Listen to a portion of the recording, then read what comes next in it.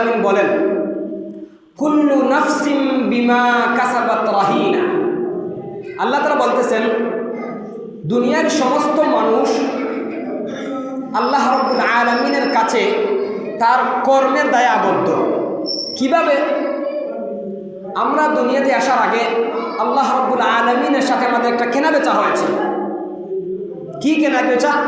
যে আমরা দুনিয়াতে আসবো, আসার আগে আমাদের জান এবং মাল আল্লাহ তাআলার কাছে আমরা বন্ধক রেখে এসেছি।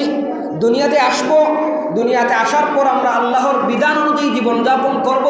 যদি আল্লাহর বিধান অনুযায়ী জীবনযাপন করি তাহলে আমরা আল্লাহর কথা অনুযায়ী আল্লাহর যে জান্নাত আল্লাহর তৈরি জান্নাতে যাব। আর আমরা আখিরাতে গিয়ে আমাদের যে জানমাল বন্ধক দেওয়া সেটা আমরা সুরাইতে পারব। এই বিষয়টা আল্লাহ তাআলা বলেন যে কুল্লু নাফসিম বিমা কাসাবাত রাহিনা। দুনিয়ার প্রত্যেকটা মানুষ আল্লাহর কাছে তার যে কর্ম, যে তার কাজ, এই দায়ে আবদ্ধ। ছোট্ট একটা উদাহরণ দিলে বিষয়টা খুব চমৎকার স্পষ্ট হবে। যেমন আমাদের সমাজে আমাদের ছেলে সন্তানদেরকে আমরা বিদেশ পাঠাই না। তো অধিকাংশ মানুষ বিদেশ পাঠাই দিয়ে কী করে? মনে করেন মধ্যবিত্ত ফ্যামিলি, তারা কী করে? জায়গা জমি বিক্রি করে তারপর তার ছেলেকে কী পাঠায়? বাইরে দেশে পাঠায়। কথার কথা, মনে করেন একজন ব্যক্তি তার ছেলেকে বিদেশ পাঠাইল। পাঠানোর আগে তার কিছু জমি ছিল, মনে করেন 5 লাখ টাকার জমি বিক্রি করলো। 5 লাখ টাকার জমি বিক্রি করলো, পাশাপাশি আবার বাড়িও বন্ধক দিল। বন্ধক দিয়ে 10 লাখ টাকা তুলে তার ছেলেকে সে বাইরে দেশে পাঠাইল। তো বাইরে দেশে পাঠানোর পর ছেলেকে বলল, বাবা তোমাকে আমি আমার বাড়ির বিটা বিক্রি করলাম, বাড়ির অন্য জায়গাও বিক্রি করলাম, বিক্রি করে তোমাকে 10 লাখ টাকা দিয়ে বাইরে দেশে পাঠাইলাম। এখন তুমি বাইরে দেশে গিয়ে 10 বছর রুজি করবে, 10 বছর রুজি করে 20 লাখ টাকা রোজগার করবে। কথার কথা 20 লাখ বা 30 লাখ টাকা রুজি করবে, তারপর আবার ফিরে আসবে। আসার পর যে 10 লাখ টাকা খরচ করে তোমাকে আমি বাইরে দেশে পাঠাইছিলাম, এই 10 লাখ টাকা দিয়ে আমরা আবার আমার জমি কিনবো, আমার বন্ধক ছুটাইব। এই কথা দিয়ে ছেলেকে বিদেশ পাঠাইল। কিন্তু ছেলে বাবার কথায় বিদেশ গেল। বিদেশ যাওয়ার পর সে রুজি না করে, সে রুজি করবে দূরের কথা, বিদেশের বিল্ডিং বালাখানা, বিদেশের চাকচিক্য, বিদেশের সেই হোটেল রেস্তোরাঁ, এই সমস্ত বিল্ডিং বালাখানা দেখে দিন অতিবাহিত করলো, কোনো রুজি করল না।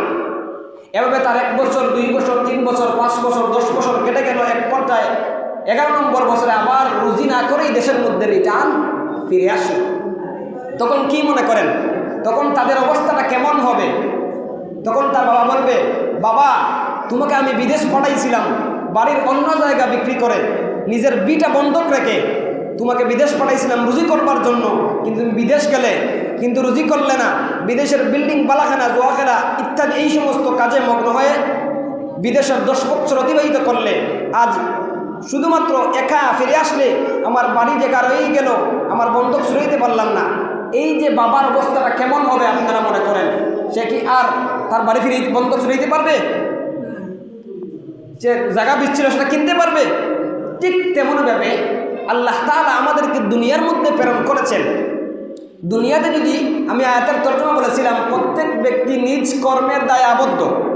আমরা দুনিয়াতে এসেছি, আসার পর আল্লাহ রাব্বুল আলামিন আমাদেরকে একটা সময় দিয়েছেন, 60 বছর, গড়ে 60 বছর সময় দিয়েছেন।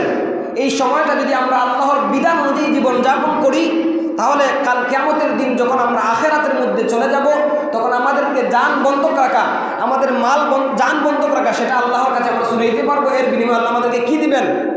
জান্নাত দিবেন। যদি আমরা কি করি? আল্লাহর বিধান অনুযায়ী জীবনযাপন করি, হালাল হারাম মানি এবং ছেলে সন্তানের হক পাওনা আদায় করি, অর্থাৎ এক কথায় আল্লাহর বিধান অনুযায়ী জীবনযাপন করি, তাহলে আল্লাহ তাআলার কাছে আমরা জবাবদিহি করতে পারবো। আর যদি দুনিয়ার রং তামাশা, দুনিয়ার চাকচিক্য, দুনিয়ার বালাখানার মতো এইদিকে আমরা দুনিয়ার মুহে পড়ে আল্লাহর বিধান অনুযায়ী আমল করি না, আল্লাহর বিধান অনুযায়ী জীবনযাপন করি না, তাহলে কি মনে করেন কাল কিয়ামতের দিন আল্লাহ রাব্বুল আলামিন আমাদের জানটা আমাদেরকে ফিরিয়ে জান্নাতে দিবেন নাকি জাহান্নামে দিবেন? আচ্ছা বলেন, আমাদের জানকে ফিরাইতে পারবো? ফিরাইতে পারবো না। কারণ আল্লাহর যে সময় দেওয়া আমাদেরকে, যে 60 বছর, এই 60 বছর আমরা আল্লাহর বিধান অনুযায়ী করি নাই। ঠিক তেমনভাবে যেভাবে ওই বাবার ছেলে বিদেশে যাওয়ার পর 10 বছর রং তামাশা করে কাটাইছে, বিল্ডিং বালাখানা রেস্তোরাঁ থেকে তামাশা করে সময় নষ্ট করেছে, তার যেভাবে দেশের মধ্যে ফিরে আসার পর ভিক্ষা ছাড়া যেমন উপায় নাই, ঠিক তেমনইভাবে আমাদেরও যদি এই আল্লাহর সময় দেওয়া যে 60 বছরের জিন্দেগি যদি আল্লাহর বিধান অনুযায়ী জীবনযাপন না করি, পরস্পরের হক আদায় না করি, কাল কিয়ামতের দিনও আল্লাহ রাব্বুল আলামিনের কাছে আমাদের জবাবদিহি করতে হবে। কেমন জবাবদিহি? একটা হাদিস বলি। আল্লাহ রাসূল সাল্লাল্লাহু আলাইহি সাল্লাম বলেন, আশা করি হাদিসটা বুঝতে পেরেছেন। ওই বাবার সন্তান যেইভাবে